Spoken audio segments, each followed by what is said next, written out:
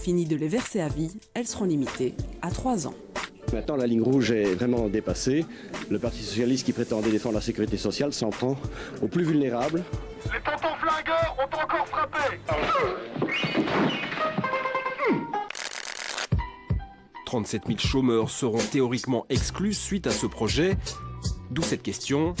Cette mesure est-elle une incitation à la recherche d'emploi ou une exclusion programmée ? Avec nous en plateau, Pascal Brugmans. Vous êtes mère de 2 enfants, vous êtes sans emploi et suite à cette mesure, vous avez créé un site internet pour défendre les chômeurs en fin de droit. Chômeurs, profiteurs, ça c'est une image que vous n'acceptez pas. Non, effectivement, je trouve que c'est un raccourci un peu vite fait. Il y a certes des gens qui profitent du système, mais ce n'est pas le cas de tout le monde. Il y a absolument toutes sortes de profils dans les chercheurs d'emploi. Ça passe de la mère de famille à la personne hyper diplômée au balayeur de rue, quoi. Je veux dire, il ne faut pas stigmatiser les chômeurs en les pointant du doigt comme des profiteurs. Je pense que voilà, il faut donner un petit côté différent, positif, et c'est ce que Fin de droit essaye de faire. Est-ce que vous ne trouvez pas ça normal aujourd'hui d'envoyer un signal selon lequel on ne peut pas chômer à vie comme ça ? Mais j'ai jamais dit que chômeur c'était un métier. Loin de là. C'est clair que chômer toute une vie, je le conseille à personne. Déjà, c'est pas très reluisant de dire qu'on est au chômage quand on rencontre quelqu'un. Moi, j'évite. Généralement, je dis que je suis dans le web et ça s'arrête là. Et je crois qu'effectivement, il y a des pistes à suivre pour enrayer la spirale infernale du chômage. Et puis, c'est important pour soi-même de dire, voilà, je travaille vis-à-vis de mes enfants, vis-à-vis des gens qui entourent, de dire que je suis travailleuse et pas chômeuse. Malgré tout, et vous le dites beaucoup dans votre site internet, il y a bien une catégorie de personnes qui est particulièrement touchée par cette nouvelle mesure, ce sont les femmes.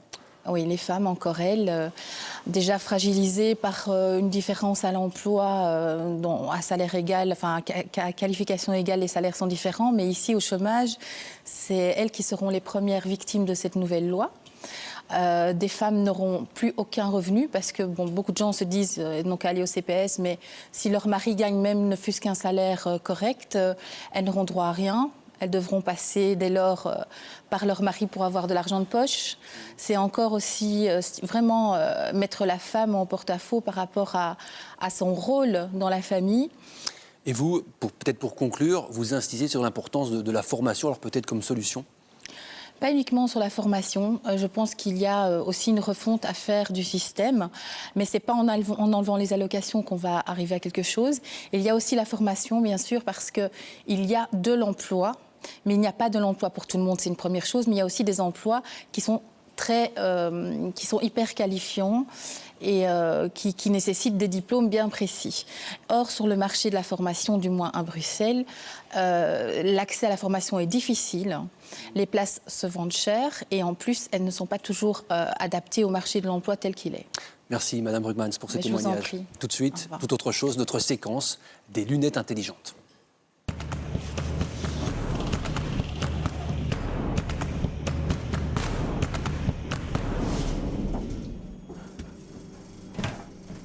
En cette période de fin d'année, les restaurants sont plus sollicités que jamais. Et si généralement on sait ce qu'il y a dans notre assiette, difficile de savoir ce qui se passe en coulisses, dans les cuisines.